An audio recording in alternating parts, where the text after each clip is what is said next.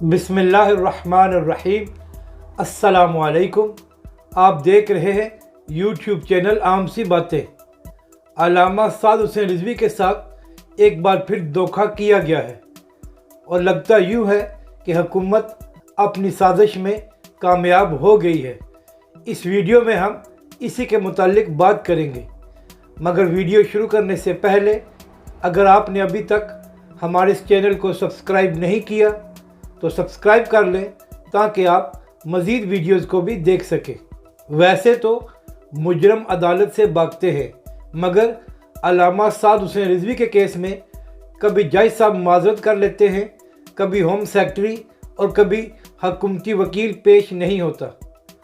आपको पहले भी बताया था कि हुकूमत का मंसूबा ये है कि अल्लामा साद हुसैन रिजवी अपने 6 महीने की नज़रबंदी किसी न किसी तरह मुकम्मल करे और हुकूमत इसके बाद अपनी अगली साजिश तैयार करे।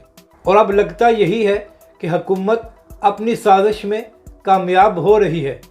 जब अल्लामा साद हुसैन रिजवी की कुछ दिन पहले समाअत थी तो जज साहब ने केस सुनने से माजरत कर ली, जिससे हुकूमत को मज़ीद कुछ दिन मिल गए। आज दोबारा अल्लामा साद हुसैन रिजवी के केस की समाअत थी लाहौर हाई कोर्ट में।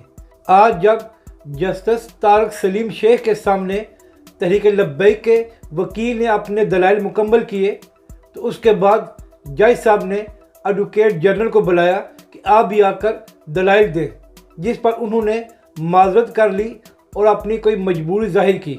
इसके बाद अब अल्लामा साद हुसैन रिजवी के केस की समाअत 15 सितंबर को होगी, यानी कि हुकूमत को मज़ीद एक हफ़्ता मिल गया है।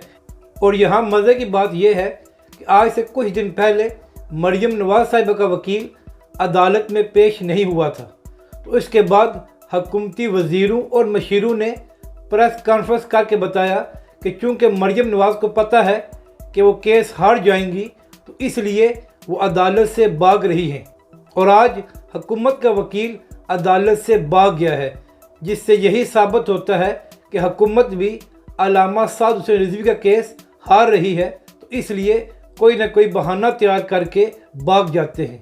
अपनी राय का ज़रूर इजहार करें कि आपको ये वीडियो कैसी लगी।